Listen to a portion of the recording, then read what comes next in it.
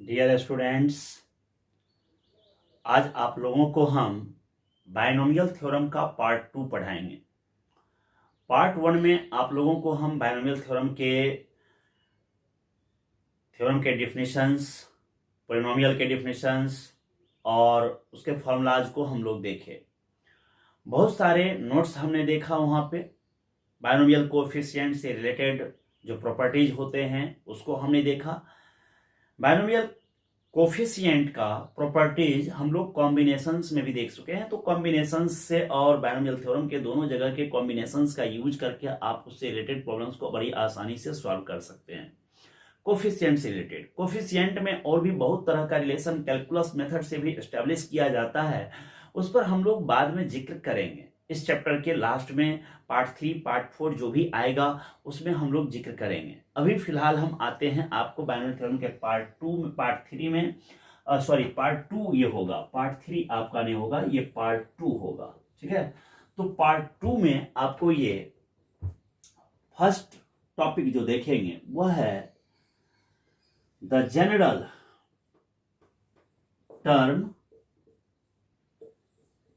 in the expansion of general term of a plus x to the power n, सीधे ऐसे the general term of a plus x to the power n, इसका हमको general term देखना है, सामान्य पद।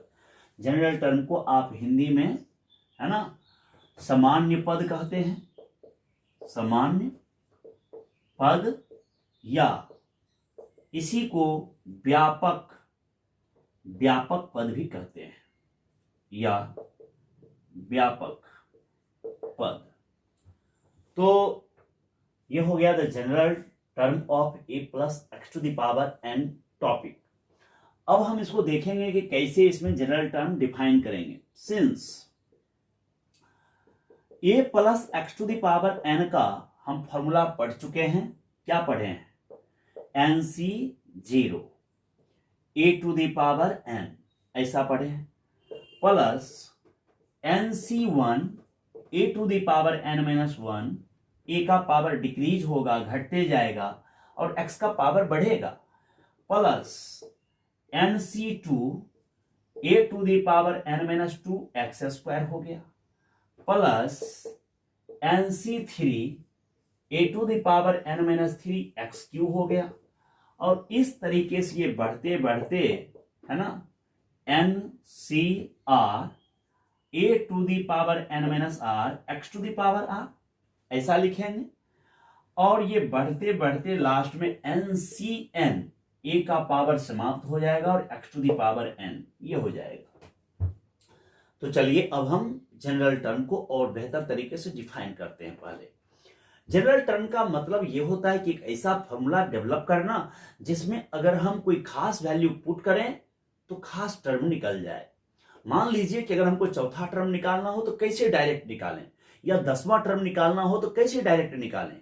अगर पावर इस पर 25 है तो टर्म्स की संख्या 26 होगी, और ऐसी स्थिति में हमको जानना है कि कैसे हम 20वां टर्म, 21वां टर्म ये सब हम निकालें। ठीक है, तो ये देखिए कैसे हम करते हैं, समझने का कोशिश कीजिएगा। यहां सबसे पहले यहां हम फर्स्ट टर्म का जिक्र करते हैं। फर्स्ट टर्म, तो फर्स्ट टर्म जो है आपको क्या है? NC0 A to the power n। Second term आप लिखिएगा, सेकेंड टर्म तो आपके पास है NC1 A to the power n-1 x, ये है। और उसके बाद आगे अगर थर्ड टर्म का मैं जिक्र करूं तो ये लिखाएगा NC2 A to the power n-2 x²। अगर आप गौर कर रहे होंगे तो थोड़ा ठीक से देखिएगा, ये थर्ड टर्म है, तीसरा। यहां 2 लिखा हुआ है, एक कम, जितना यहां है उससे यहां एक कम। इट मीन्स इसको अगर हम दूसरे तरीके से लिखें तो हम लिख सकते हैं 3 - 1, ऐसे लिख दिए। और जो ये दोनों जो है इसी का डिफरेंस यहां है। तो अगर हम लिखना चाहें तो ए टू दी पावर n-3 + 1, गौर करिए, जब आप n में से ये नीचे वाले को 3 - 1 को घटाइएगा तो ब्रैकेट हटाइए तो n-3 + 1 आया कि नहीं आया।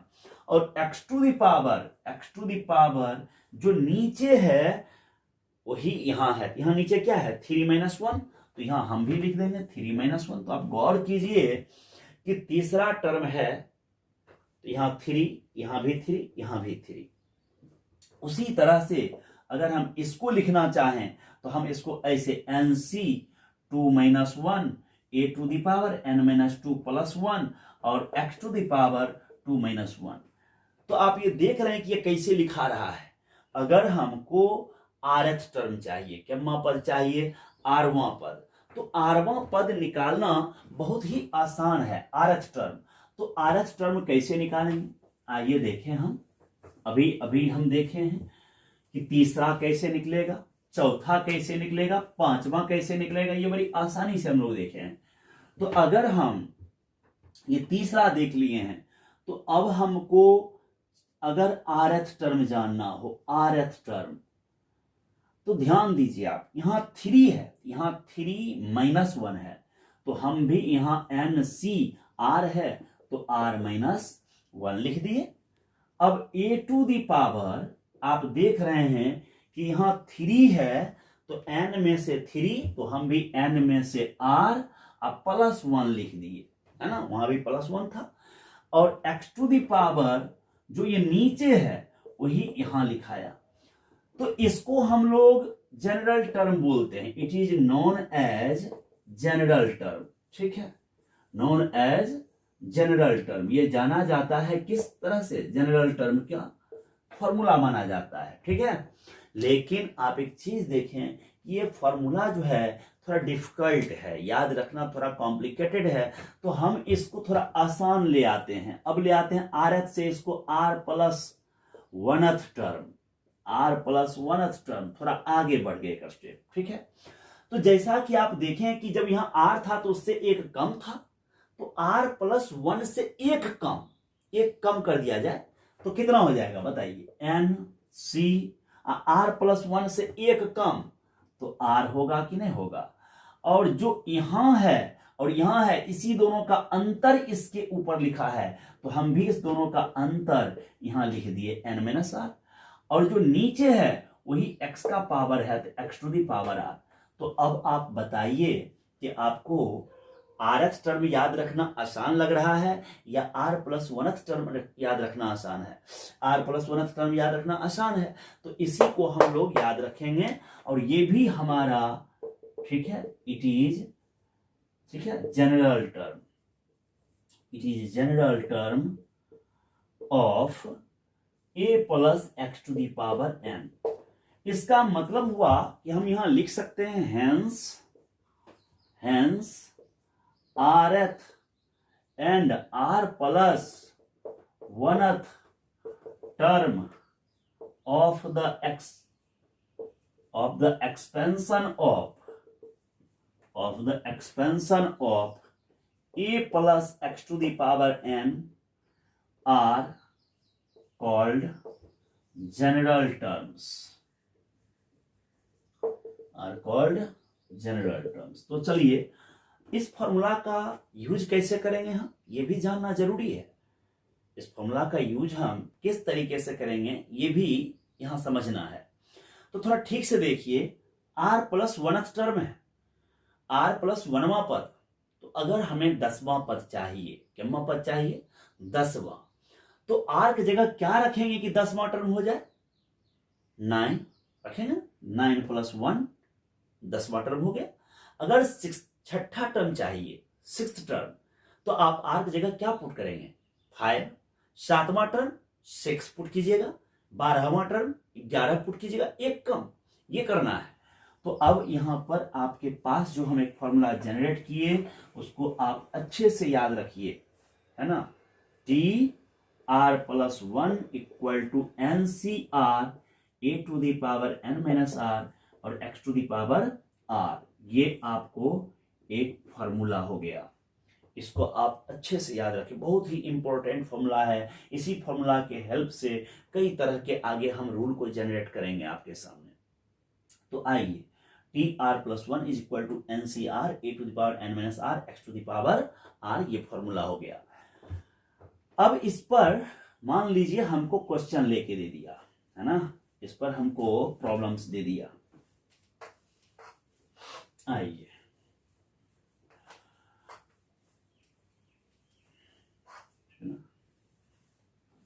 इसके प्रॉब्लम्स को देखते हैं। क्वेश्चन दे दिया, find the 7th term in the expansion of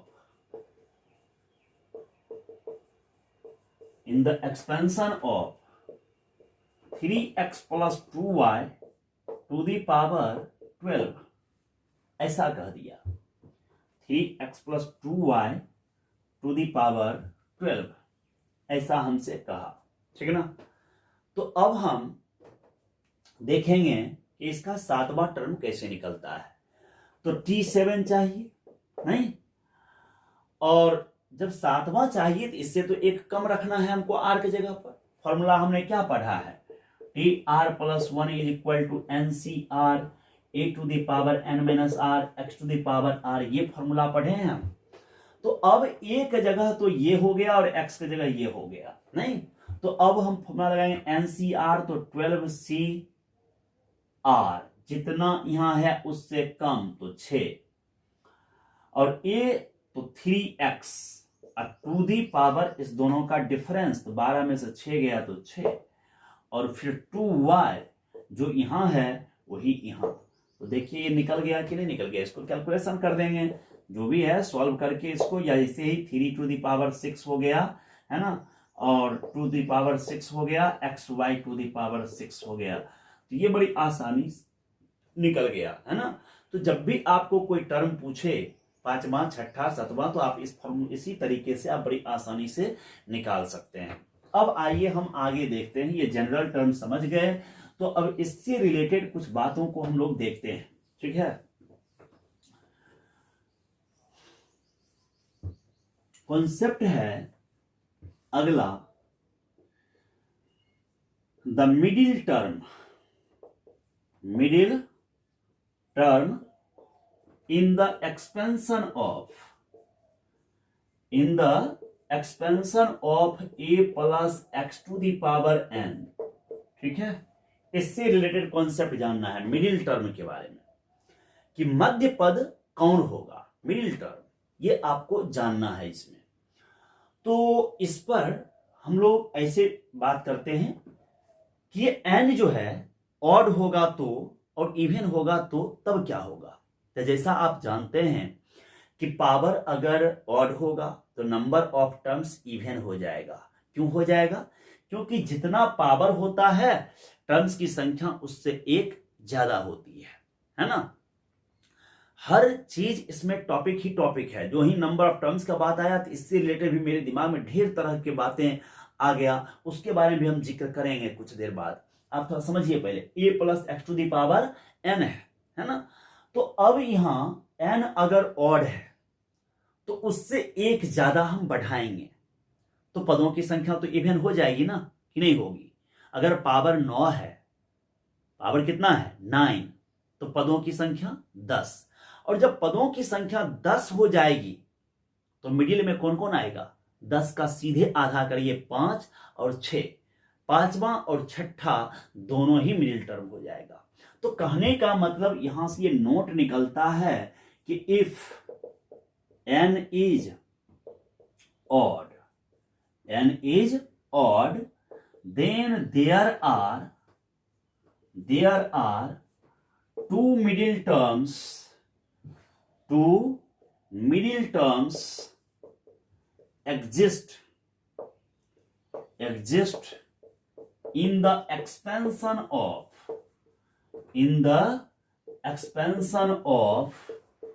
a plus X to the power n।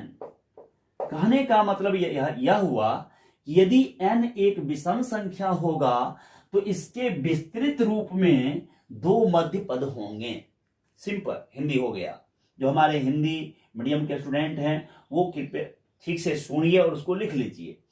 कहता है the middle term in the expansion है, तो यहां पर इफ n इज ऑड, यदि n विषम संख्या हो तो a plus X to the power n के विस्तृत रूप में दो मिडिल टर्म होंगे। कौन कौन? तो आइए वो भी हम बड़ी आसानी से समझ लेते हैं। दो टर्म होगा, that is t n plus 1/2 and t n plus 3/2, n plus 3/2 are middle terms, are middle terms in the expansion of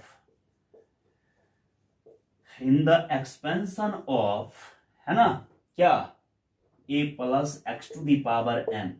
मैं चाहूं तो इस दोनों का फॉर्मूला उसी जनरल टर्म के हेल्प से निकाल सकता हूं, लेकिन वो याद रखना आपके लिए टफ होगा, मुश्किल होगा। तो आप ये लाइन जरूर याद रखें, इससे आप क्या होगा कि जब ये मालूम होगा तो आप डायरेक्ट जनरल टर्म की मदद से आप निकाल सकते हैं। जनरल टर्म की मदद से आप एक चीज समझो, यहां अगर पावर यहां 9 है, पावर कितना है 9, तो अभी सीखे थे कि पांचवा और छठा मिडिल टर्म है, तो n की जगह 9 रखिए, तो 9 1 10 का आधा 2, 10 को आधा 5, 2 से डिवाइड किए 5 हुआ, तो t5, 9 3 12 का आधा 6, तो ये 6, तो पांचवा और छठा दोनों ही आपको मिडिल टर्म निकल गया कि नहीं निकल गया, एन ऑड रहने पे।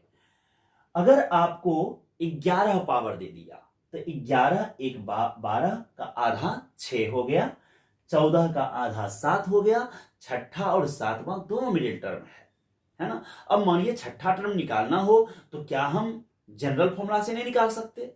सातवां टर्म निकालना हो तो क्या जनरल टर्म से नहीं निकाल सकते? हम निकाल सकते हैं, इसलिए हम इसका फॉर्मूला जनरेट इसमें नहीं कर रहे हैं। अगर करना होगा तो ऐसे ये देखिए tn प्लस 1/2 अगर लेना है तो आपको मालूम है कि जितना यहां है उससे एक कम, तो इससे एक कम करिए तो ये आपको आ जाएगा n माइनस 1/2, ये आ जाएगा। और फिर आप जानते हैं कि इस दोनों का डिफरेंस जो आता है वही फर्स्ट पे पावर जाता है, दोनों का डिफरेंस। तो n में से n माइनस 1/2 घटाइए तो 2n में से n प्लस 1, तो ये देखिए a to the power n plus 1/2 आ जाता है और x to the power n minus 1/2 हो गया, ये हो गया, ये आपको फॉर्मूला निकल गया। तो ये याद रहे आपको तो बड़ी बढ़िया है, नहीं याद रहे तो देखिए आपको डायरेक्ट हम सिखा दिए कि ये गम्मा पद होगा। उसी तरह अगर हमको tn प्लस 3/2 चाहिए तो आपको पता है कि जितना यहां है उससे एक कम, तो nc और एक घटाइएगा तो n प्लस 1/2 होगा, और इस दोनों का डिफरेंस जो निकालेंगे तो वो आ जाएगा n माइनस 1/2 और x टू दी पावर ये n प्लस 1/2। ये दोनों फॉर्मूला मिडिल टर्म्स का है। कब? जब आपको n क्या हो, ऑड हो। तो ये याद रखना थोड़ा कॉम्प्लिकेटेड है, इसलिए हम आपको बचने का सलाह दे रहे हैं कि आप सीधे सीधे पद का पोजीशन जान लीजिए कि गम्मा पद कौन नंबर पद आपको जो है मिडिल टर्म्स होगा, ये आप समझ गए। अब इसी में अगला नोट आएगा, इफ n इज इवन होगा तो क्या होगा, नोट नेक्स्ट नोट इसी में आएगा, इफ n इज इवन। तो जब n इवन होगा तो आपको मालूम है कि जब पदों की संख्या एक बढ़ जाती है तो अगर पावर 10 है तो पद की संख्या कितनी होगी, एक बढ़ने पर 11 हो जाएगा।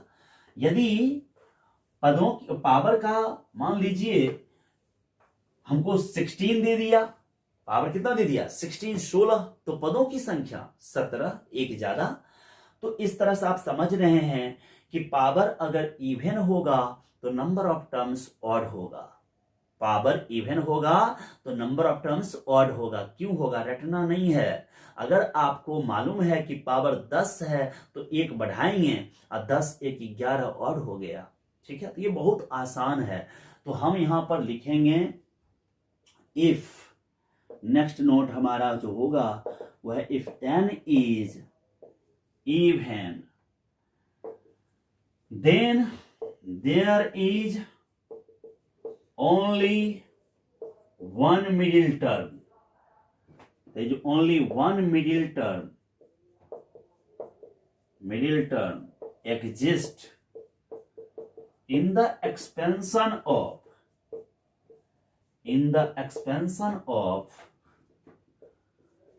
a plus x to the power n, a plus x to the power n में कितने मिडिल टर्म होंगे? केवल एक मिडिल टर्म होंगे, ओनली वन मिडिल टर्म। ठीक है, तो अब यहां समझना है कि कैसे, कौन सा पोजिशन मिडिल टर्म होगा वो। तो एक बात बताओ, पावर अगर हम 16 लिए तो पद कितने होंगे? टोटल टर्म्स की संख्या कितने होंगे? 17। और 17 अगर होंगे तो मिडिल में कौन आएगा? नौवां टर्म। कितना आएगा? नौवां टर्म। ठीक है, आप गौर करो, ये कितना है? 5। ऑड है कि नहीं है? तो जब पावर 4 रहा होगा तब टर्म्स की संख्या 5 हुई होगी, और तब मिडिल में कौन है? थर्ड। तो 5 में एक जोड़ो और आधा कर दो, तो देखो आ गया 5 + 1 6, हाफ किया 3, तीसरा नंबर। तो ये आप समझ गए कि मिडिल पोजीशन कैसे निकलेगा। इसका मतलब हुआ दैट इज, हम यहां लिख सकते हैं कि टोटल टर्म्स की संख्या n+1/n+1 हो जाएगा, और n+1 हो जाएगा तो उसको आगे बढ़ाएंगे, एक तो n+2 होगा और उसका आधा करेंगे, तो इसमें tn/2 + 1, tn/2 + 1 is the only one middle term, in the expansion of a plus x to the power n, ये हो जाएगा। ठीक है,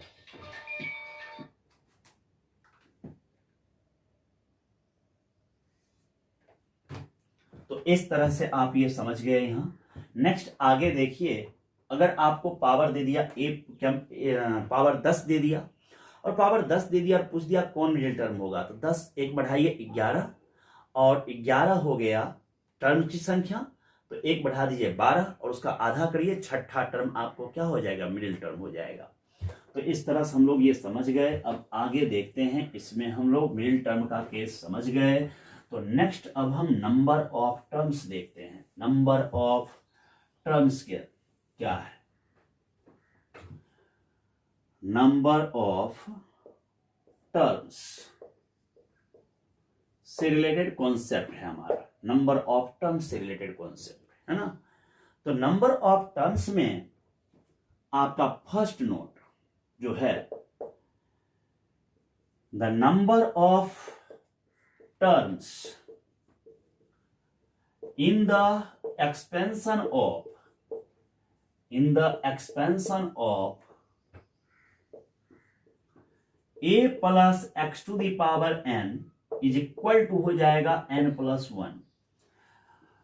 a plus x to the power n क्या हो जाएगा? उसका आपको फिर उसके अंदर टर्म्स की संख्या कितनी हो जाएगी? जब इसको एक्सपेंड किया जाएगा, इसको विस्तृत रूप में लिखा जाएगा, तो कितने पद होंगे? n+1 होंगे, n+1 टर्म्स होंगे। ठीक है, नेक्स्ट समझिए नोट अगला। Next note, the number of terms in the expansion of a1 plus a2 plus a3 dot ak to the power n, ऐसा दे दिया। ठीक है, तो इसका हो जाएगा आपको number of terms n plus k-1 ck-1, इतने टर्म्स इसमें निकल जाएंगे। ठीक है, n प्लस k-1 ck-1, इसको आप लगा देंगे, यूज कर देंगे, तो आपको नंबर ऑफ टर्म्स मिल जाएगा। मान लीजिए अगर हमको a plus b plus c का होल स्क्वायर है इसमें, और हमको जानना है कि इसके पदों की संख्या कितनी होगी, तो गौर करिए यहां अंदर कितने टर्म है? 3, 2 इसको ऐड करिए 5 में से 1 गया 4, और जितना अंदर है उससे एक कम तो 2, तो 4c2 सॉल्व करेंगे 6 टर्म्स होंगे। इसके अंदर नंबर ऑफ टर्म्स जो है वो कितना हो जाएगा? 6 हो जाएगा। उसी तरह अगर हमको कहीं पे इस तरह से दे दिया x plus y plus z, और टू दी पावर हमको 10 दे दिया। तो हम देख रहे हैं कि अंदर 3 टर्म है, ऊपर 10 है पावर, तो 10 3 13 में से 1 गया 12, और यहां जितने हैं अंदर में उससे एक कम, तो 12 C2 का वैल्यू निकालेंगे तो 12 गुने 11/2, तो डिवाइड करेंगे तो ये 66 टर्म आ जाएगा इसमें। ठीक है, तो इस तरीके से हम लोग बड़ी आसानी से निकाल सकते हैं, अगर हमको लेकर के दे दे इस तरह का, तो टर्म्स की संख्या बहुत आसानी से इसमें निकाल सकते हैं। आगे आइए, नेक्स्ट नोट, ये 2 नोट हम लोग नंबर ऑफ टर्म्स से रिलेटेड अभी तक देख चुके हैं। तीसरा नोट पे आइए, थर्ड नोट क्या है। थर्ड नोट में आपको है कि द नंबर ऑफ टर्म्स आपको देखना है, ठीक है ना। नेक्स्ट नोट जो है उसमें नंबर ऑफ टर्म्स में आपको नंबर ऑफ टर्म्स किस में, in the expansion of a plus x to the power n plus a minus x to the power n, ऐसे लिख दिया। बीच में आपको प्लस का सिंबल है और अंदर ये प्लस माइनस है इस तरह से। अब इसमें हमको बताना है कि कितने टर्म्स होंगे, तो आइए ये हम ऐसे समझ सकते हैं। देखिए इसमें 2 केस होगा, इफ n इज ऑड हो जाए, n कितने हो जाए, ऑड, विषम संख्या में हो जाए, तो हमको जानना है कि कितने टर्म्स होंगे। अब एक बात समझिए, यदि n ऑड है तो टर्म की संख्या कितनी हो जाएगी, इवन, 1 बढ़ जाएगा। तो आप लोग क्या करो कि 4 5 जितना even terms a plus c plus d plus e plus f, देखो 6 टर्म हम लिख लिए इवन संख्या में, जितना आपका दिल करे, समझने के लिए बहुत आसान तरीका है। तो अगर पावर मानिए 5 रहा होगा तो टर्म की संख्या 6 हुई होगी, है ना। और दूसरे में अल्टरनेट साइन चेंज करेगा, ऐसे, है ना, इस तरह से। तो आप गौर करेंगे तो 3 टर्म कट जाएगा, 3 टर्म क्या हो जाएगा, कैंसिल हो जाएगा। तो इस स्थिति में नंबर ऑफ टर्म्स, पावर 5 था तो 3 बच रहा है, इट मींस n प्लस 1/2, ये हो गया number of terms. If n is odd तो नंबर ऑफ टर्म्स यही हो गया n प्लस 1/2, ठीक है, ये निकल गया आपको, है ना। n ऑड है तब आपको, और इफ n इज इवन है, इफ n इज इवन, तो इवन के केस में आप एक चीज समझिए कि अगर इवन है, ठीक है, तो ऐसी सिचुएशन में ये जो यहां पर है, ये नंबर ऑफ टर्म्स ऑड हो जाएगा। तो एक टर्म्स हम बढ़ा देते हैं, प्लस जी कर दिए, इधर भी हम मान लीजिए प्लस जी कर, अल्टरनेट साइन चेंज करके। तो अब यहां पर कितने टर्म हैं, टोटल 7 टर्म है। इसका मतलब पावर 6 रहा होगा, तभी ना 7 टर्म है, एक ज्यादा है, तो आप समझ सकते हैं कि 6 टर्म रहा होगा। तो अब यहाँ 6 पावर रहा होगा, तो अब यहाँ पे ये b कैंसिल होगा, तो 4 टर्म यहां बचेगा, a का डबल, c का डबल, e का डबल और g का डबल, 4। तो पावर 6 है तो 4 टर्म बचा, it means n/2 plus 1 terms हो जाएगा। यही हमारा नंबर ऑफ टर्म्स हो गया, नंबर ऑफ टर्म्स। देख रहे हैं। सो कोई अगर आपसे क्वेश्चन पूछ दे कि a plus b to the power 10 plus a minus b to the power 10 में कितने टर्म्स होंगे, how many number of terms in the expansion of a plus b to the power 10 plus a minus b to the power 10, तो 10 इस पर भी है, 10 इस पर भी पावर है, तो पदों की संख्या 11 होगी। और तब ऐसे डायरेक्ट रूल सिखाए हैं कि n है तो n इज इवन है, तो पावर भी यहां इवन है, तो n/2 plus 1, it means 10/2 plus 1, 6 terms, यही आपको नंबर ऑफ टर्म्स निकल गया। ठीक है, ये हो गया। लेकिन अगर आपको अगले नोट के बारे में जिक्र करें और इसी में हम प्लस के जगह पे माइनस लिख दें, प्लस के जगह पे क्या लिख दें, माइनस, तो प्लस की जगह माइनस लिखने पे आपको क्या हो जाएगा कि n ऑड के केस में तो यही रहेगा, लेकिन इवन के केस में थोड़ा चेंज हो जाएगा और ये केवल n/2 रह जाएगा नंबर ऑफ टर्म्स, इवन के केस में, ठीक है ना। तो आप ये समझ चुके हैं बहुत आसानी से, ठीक है ना। और इस पर आप लोग प्रैक्टिस करें, इस पर क्वेश्चन कई बार डिफेंस में आता है, तो इस कॉन्सेप्ट पर आधारित क्वेश्चन आप RS अग्रवाल की किताब से या अन्य किसी बुक से आप खूब बार प्रैक्टिस कर लीजिए। अगला टॉपिक जो हमारा होगा इस बायनोमियल थ्योरम में, वो आगे होगा आपको कोएफिशिएंट से रिलेटेड, कोएफिशिएंट के सम से रिलेटेड, कोएफिशिएंट से रिलेटेड, और इस पर जिक्र करने के बाद हम इसका नेगेटिव पावर के लिए बायनोमियल एक्सपेंशन देखेंगे, नेगेटिव पावर के लिए बायनोमियल एक्सपेंशन, और उसके बाद हम इसके कैलकुलस एप्लीकेशन को हम लोग देखेंगे। तो अगले वीडियो में हम आपको इसको क्लियर करेंगे। तब तक के लिए आप इसे देखें और इससे आप ज़्यादा से ज़्यादा बेनिफिट्स लें, और अच्छा लगे तो ढेर सारा कमेंट्स के साथ आप इसे शेयर भी करें अपने दोस्तों के साथ। जय हिंद, जय भारत।